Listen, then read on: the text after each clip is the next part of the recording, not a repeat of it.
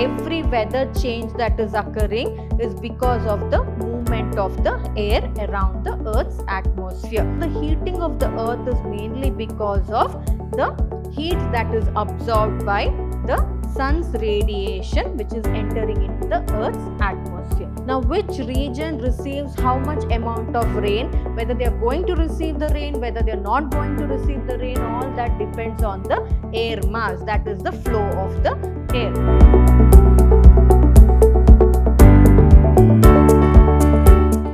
Hello everyone, a warm welcome to today's session on Environmental Studies for second semester B.Ba. I am Dr. Divya, Environmental Studies faculty, Vidhyaashram First Grade College, Temple of Excellence, Mysuru. So in today's session, let us continue with studying Unit 3, that is Natural Resources, Renewable and Non-Renewable Resources. So in today's session, let us learn about the topics under Renewable and Non-Renewable Resources, about atmospheric circulation and how this atmospheric circulation heats the earth, and about the airflow, all that we shall study. So let's know what the definition of atmospheric circulation is. So atmospheric circulation is nothing but the pattern of air movement around the Earth's atmosphere.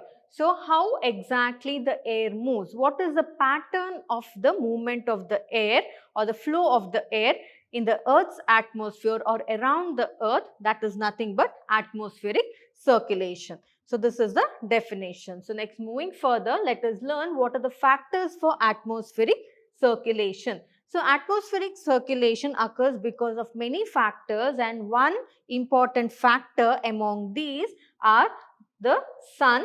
That is because the sun heats the earth more at the equator than the pole. So we all know that our earth is divided into the equator, wherein above the equator we have the tropical region, the temperate region, and then we have the North Pole and the South Pole, right? So this is how the earth is divided. So here one of the factors, like how exactly, what is the reason for atmospheric circulation is, when compared to the poles, that is the North Pole and the South Pole, the movement of air or the circulation of air around the Earth's atmosphere is more in the tropical regions or in the equator region. So it is more in the equator region. So that is one of the factors. And atmospheric circulation also depends on the spin of the earth. So how the earth is rotating, what is the speed of the earth's rotation? So based on spin of the earth also, the circulation of the air depends. So two important factors. One is the sun, heating of the sun. So one reason for atmospheric circulation is the heating of the sun.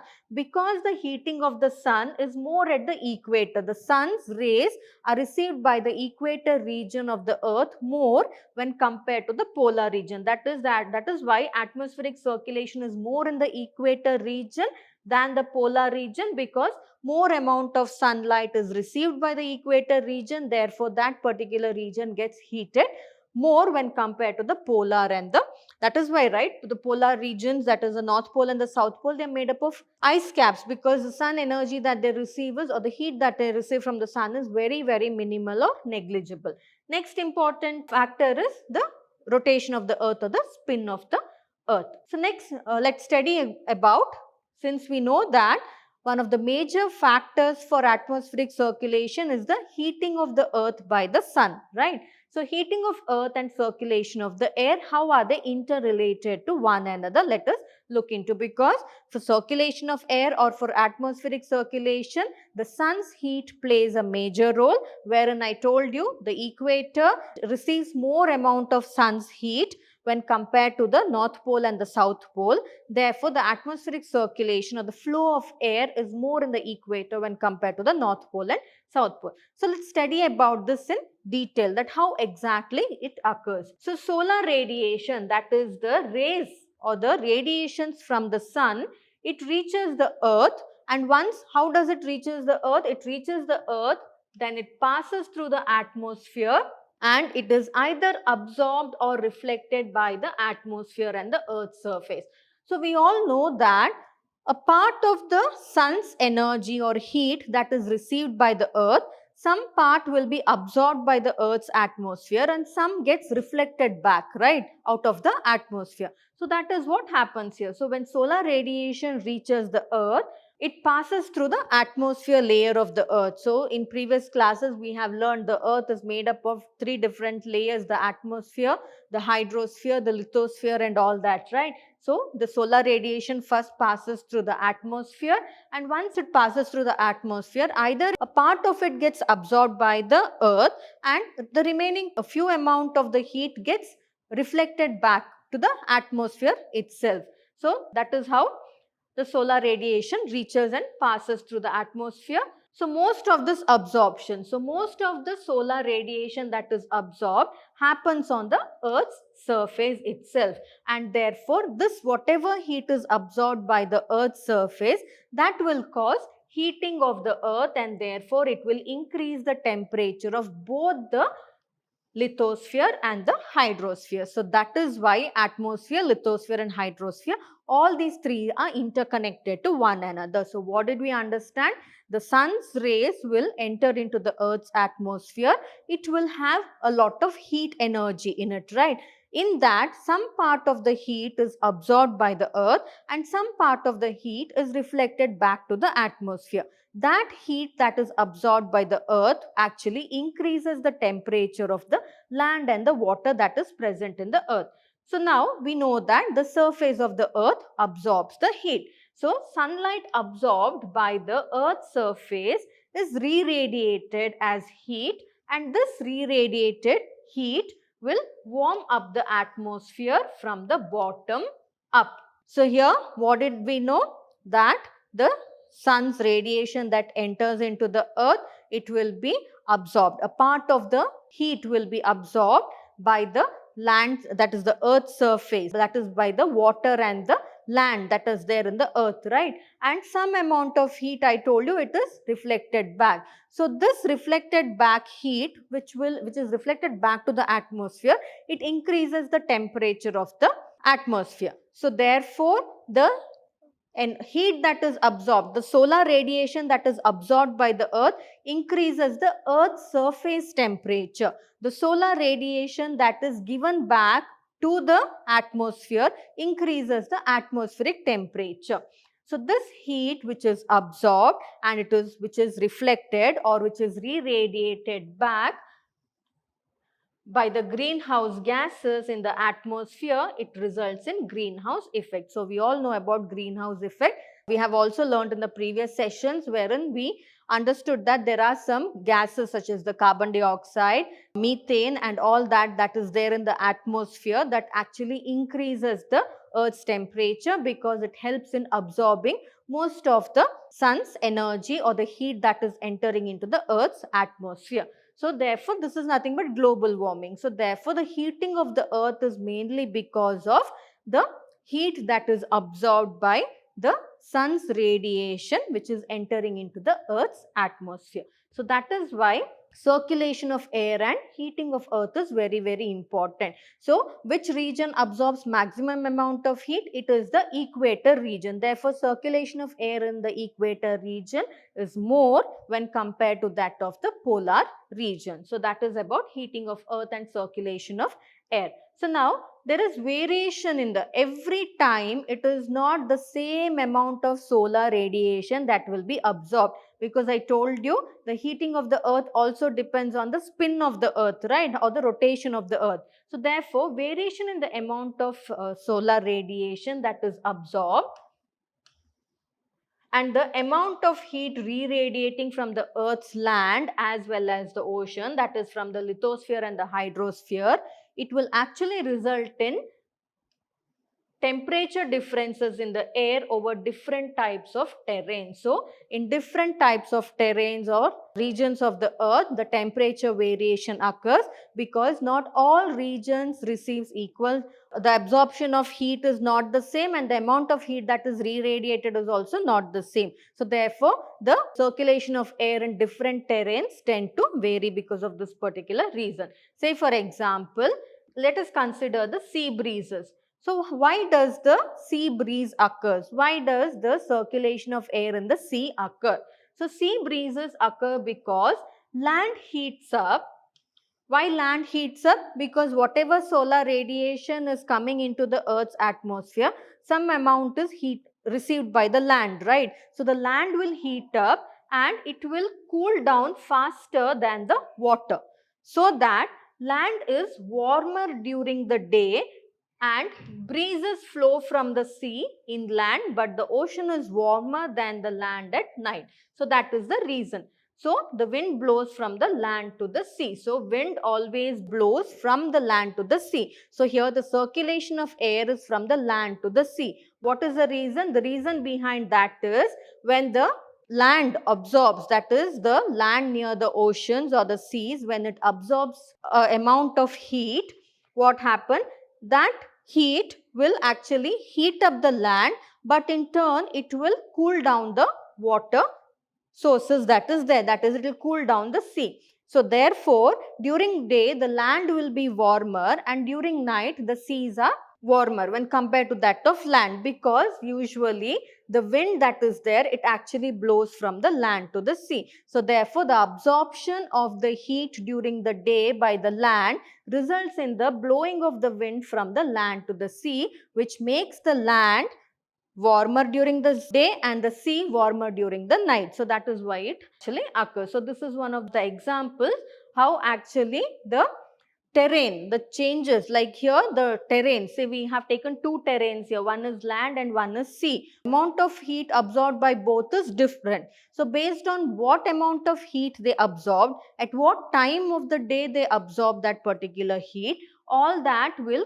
bring a alteration in the flow of the air or the circulation of the air. So that is why those two factors which I told earlier, that is the sun's radiation as well as the spinning of the earth, both of these also will decide how the air has to circulate, or the circulation of the air will be decided by those two factors. Next, atmospheric circulation transports heat over the surface of the earth, and when this heat is transported over the surface of the earth, it will affect the water cycle, because what happens when heat is circulating, when there is too much of heat circulating in the earth, evaporation of the water will occur, right? So when the water evaporates, what it will escape into the atmosphere, there it will start to form the clouds, and that clouds will condense and it will come down as rain, which is nothing but precipitation. So here atmospheric circulation, it will transport heat over the surface of the earth.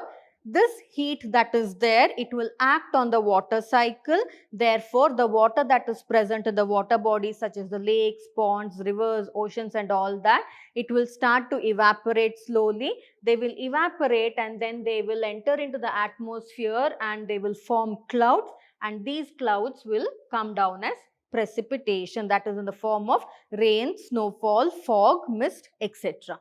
So the movement of air mass is the one that actually brings us daily weather. So our daily weather, every weather change that is occurring is because of the movement of the air around the Earth's atmosphere. That actually decides, because movement of the air depends on the amount of heat that is absorbed by the Earth's atmosphere. And this movement of air, because for rain to occur, the movement of air is also very, very important. We know about it, right? It is the one that actually decides the weather, and also it decides the long-term pattern in circulation, decides the regional climate and the ecosystem. So variation in the regional climate, variation in the climate of the ecosystem and the daily weather, all that depends on how the air moves.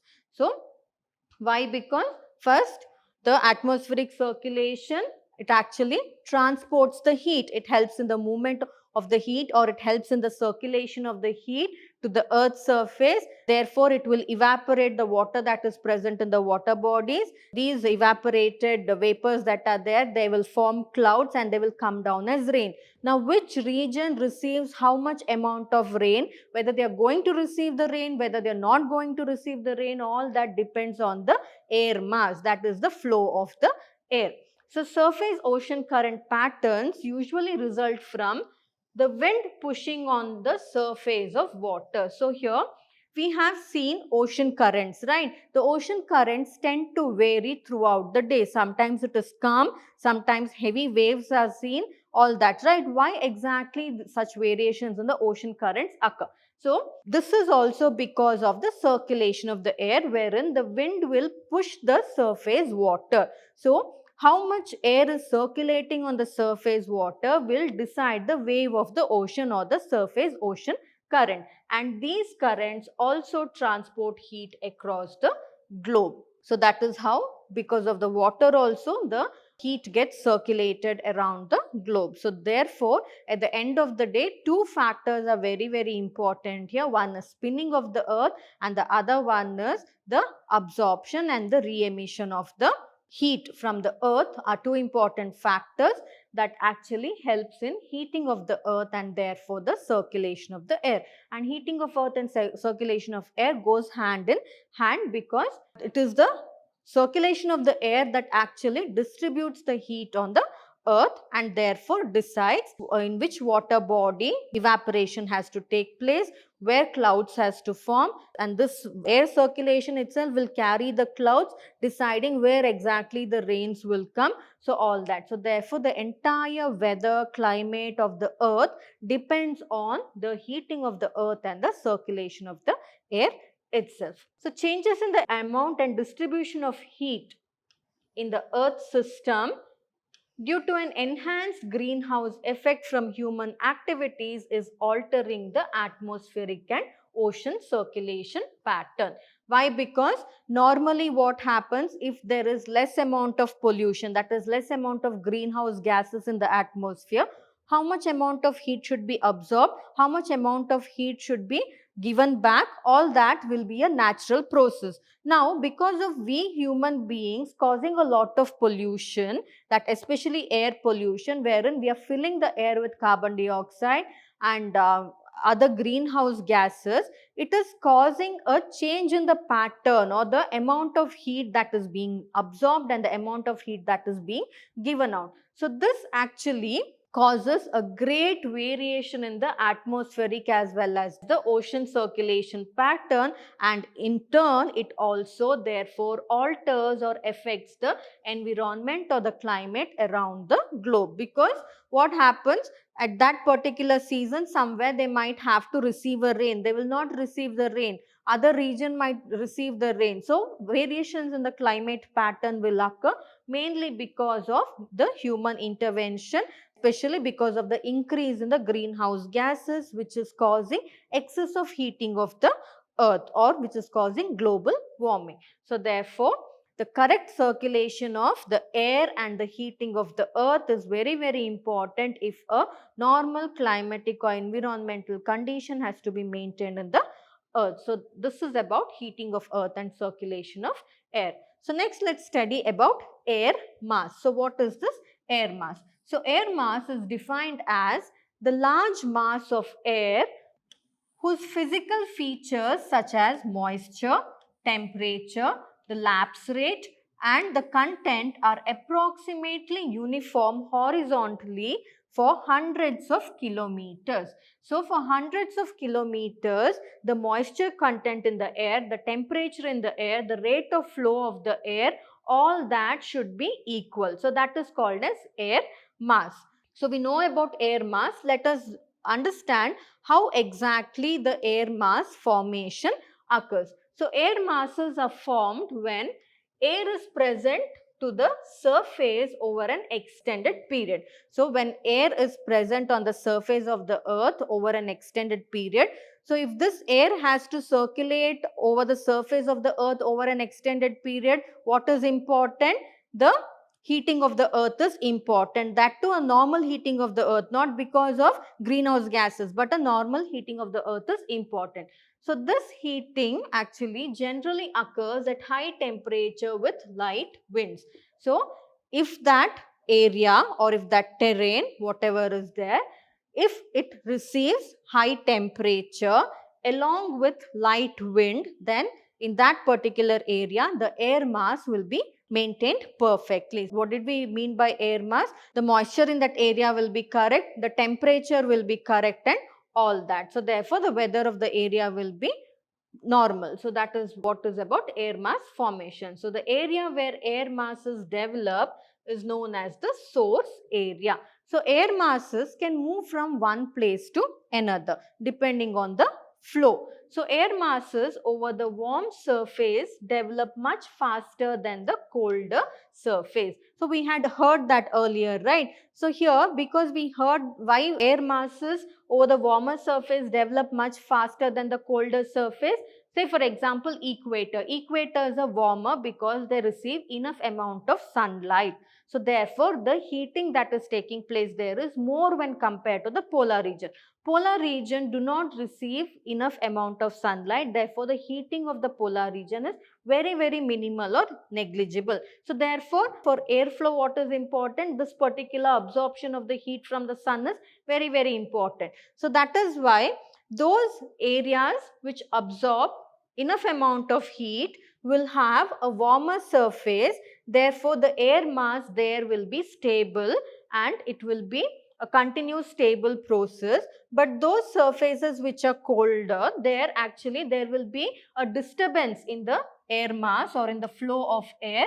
Therefore, there will be a disturbance in the stability of the air over the cold surface, or disturbance in the air mass in a cold surface. So when the air masses get shifted, we know that air masses tend to move from one region to another, right? So when air masses get shifted from their source region, that is from where they originated. Say for example, they originated somewhere in the equator, they are shifting towards the temperate region. So when they are shifting from one region to, that is from their source region to one more region, they change over time due to the surface and area over which the air masses flow. So therefore, the shift of the air also decides that which area, because air mass is nothing but hundreds of kilometers, there is flow of air, and that hundreds of kilometers, the temperature remains the same, the moisture content remains the same, and all that, right? So here, when the air mass is moving from one region to another, it will, that is when the air masses get shifted from their source region, from where it originated,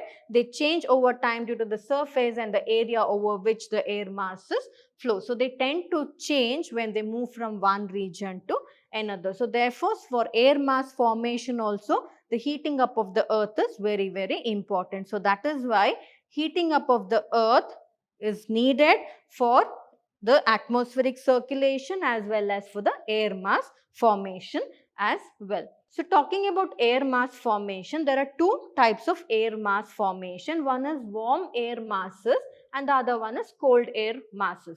So we had learnt about it previously. So the warm air masses form over the equator or desert areas where solar radiation is maximum. Why?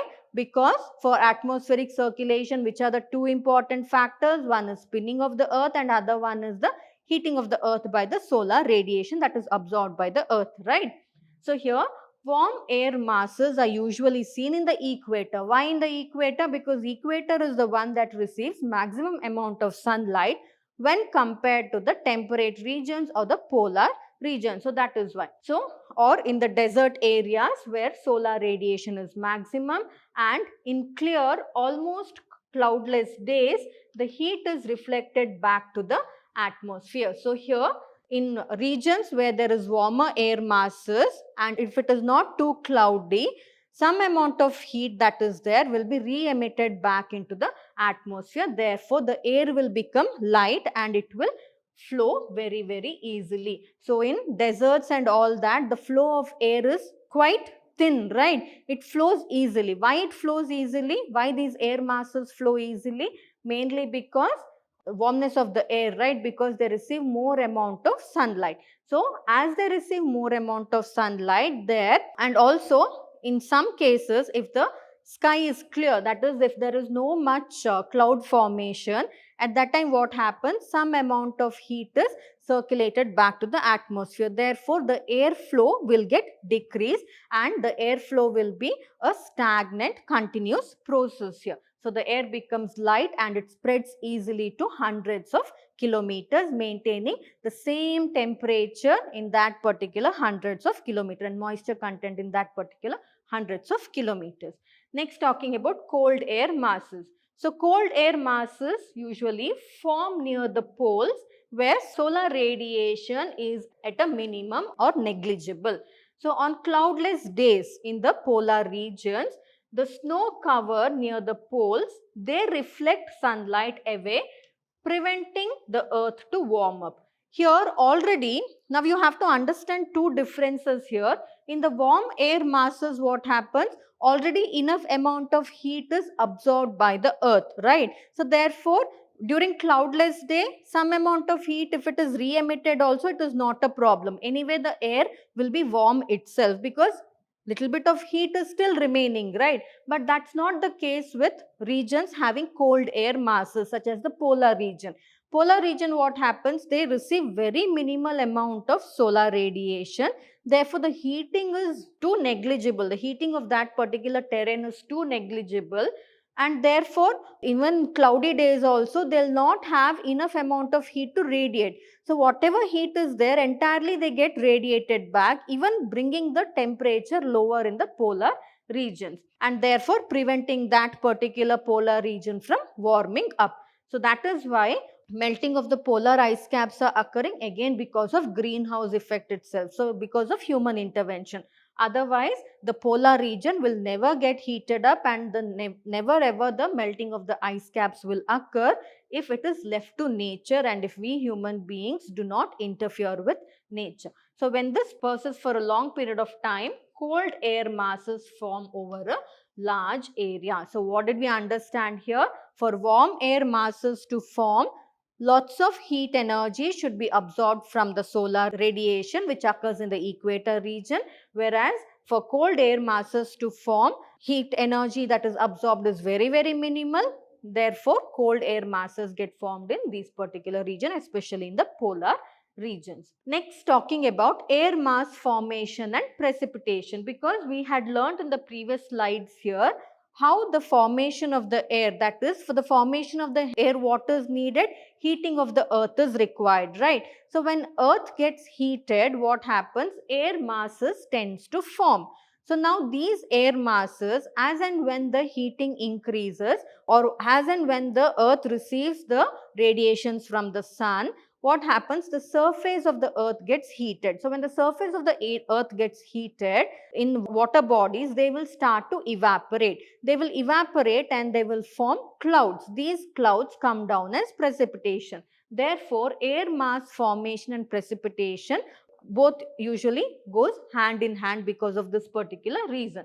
So when these two air masses meet, that is when the cold air mass and the warm air mass meet, moist air is forced upward. So moist air tend to move upward towards the atmosphere, and this causes water vapor to condense. So water vapor, so whatever cloud is formed, that cloud that is formed in the atmosphere, they tend to condense and they will result in a band of heavy precipitation around the globe, which results in rainfall. So here what happens when two air masses, that is when the warm air mass, from where did the warm air mass go? That is from the earth's surface. When warm air mass reaches the atmosphere, it mixes with the cold air mass. Therefore, whatever cloud would have been formed because of the heating of the earth, whatever cloud or because of evaporation of water from the earth's surface, whatever cloud would have been formed, that cloud will condense and it will come down as rain. So that is nothing but precipitation. So therefore, air mass and precipitation both are interdependent on one another. So let's see what is the definition of precipitation. So precipitation is nothing but the water that falls back to the surface of the earth upon condensing in the atmosphere. So the earth gets heated, or whatever solar radiation is entering into the earth's atmosphere, a part of it will be absorbed by the earth's surface. This causes heating of the land. Therefore, whatever water body is there, from there part of the water will get evaporated. They'll move up and they will form clouds. Now, there is colder air. So, when evaporation is occurring, there is warmer air meeting with the colder air. So, when the warm air mass meets the cold air mass, the cloud that is formed, it will condense and it will come down as rain. That rain is nothing but the precipitation.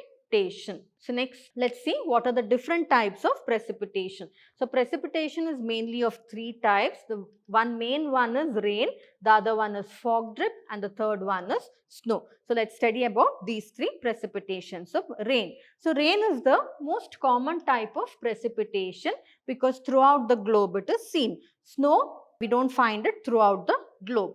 So it comprises of little water droplets that turn heavy in the clouds so as to fall onto the surface of the earth. So that is how rain occurs, wherein little heavy droplets are formed which comes down from the clouds and reaches the earth. So amount of rainfall or rain depends on three things, which are the temperature in the clouds, the atmosphere, and the ground level. So all these decides how much amount of rainfall that particular region receives, and this rainfall, this procedure happens in all the seasons. So because formation of the clouds will occur in all the seasons, but rainfall occurs in certain seasons.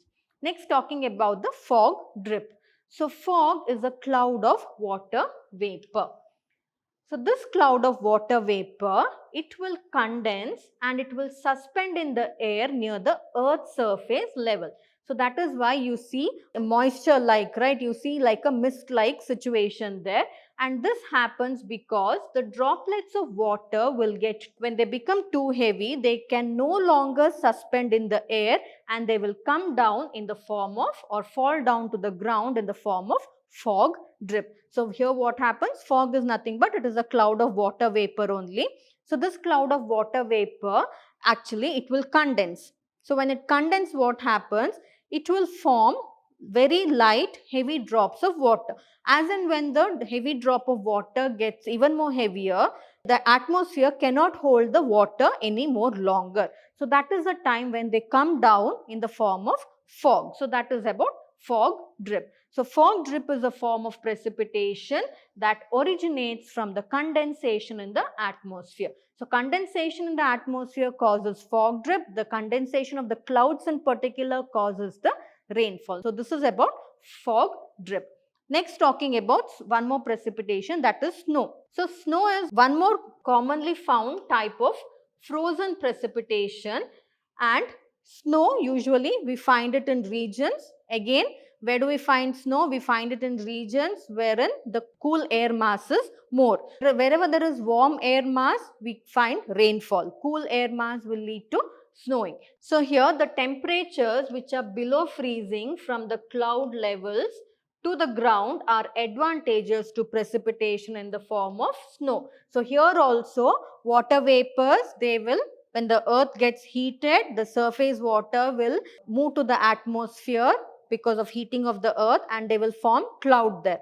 Now there what happens if the cool air or the warm air mixes with the cool air, at that time condensation of the clouds will occur wherein it will come down as rainfall. Now if there in that particular atmosphere region, if the cold mass is more or the cold airflow is too much, there what happens, the precipitation, the whenever condensation occurs, those water droplets will get converted into snow and they will come down to the earth's surface as snow. So water vapor which is there, it will turn into ice crystals upon freezing at the cloud level, and therefore it later on it falls on the earth's surface in the form of snowflakes, wherein the ice crystals will get too heavy to stay suspended. So what happens here? When the water droplets is too heavy to stay suspended in the atmosphere, it will come down in the form of fog or mist. When the water droplet is too heavy to stay in the cloud, wherein the temperature is very, very cold, it will come down in the form of snowflakes. So that is the difference. And condensation, when warm air meets the cold air, the condensation of the cloud will occur. Therefore, the water droplets will come down in the form of rain itself, in the form of water droplets itself. So these are the three types of precipitation. So this was about this session wherein we studied about the air mass flow. So entire session is nothing but wherein we learned that for the air mass or the circulation of the air or for the air mass flow, the heating of the earth is actually very, very important. So therefore, heating of the earth and atmospheric circulation, both are interdependent on one another. And atmospheric circulation and also heating of the earth, atmospheric circulation and precipitation are also interdependent on one another, because if heating of the earth occurs, airflow will occur. If airflow occurs, the precipitation will also occur. So that is why. So in the next session, we shall study about the energy resources, wherein we'll learn about the renewable and non-renewable energy resources. And instead of using the non-renewable energy resources which will get depleted over time, what are the alternate energy sources we can depend on, and what are the growing energy needs of the current population, and certain case studies regarding renewable and non-renewable energy resources we shall look into. So we shall take up these topics in the next coming session, which is the last session of this particular unit, that is natural resources, renewable and non-renewable resources. So we shall meet again in the coming session. Thank you.